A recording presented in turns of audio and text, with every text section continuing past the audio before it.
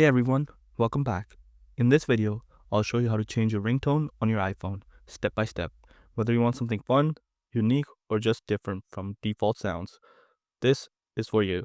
Let's get started. First, open the Settings app on your iPhone. Now, look for Sounds and Haptics. On this screen, look for Ringtone.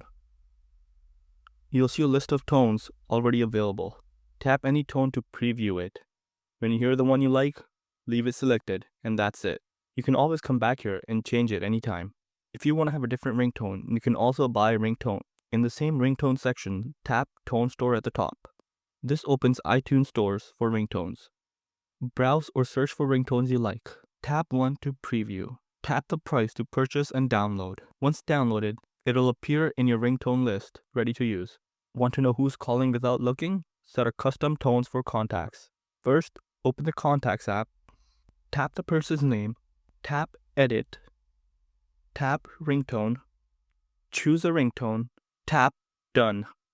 And that's it.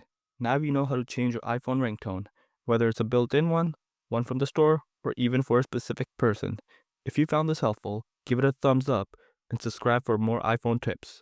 Thanks for watching.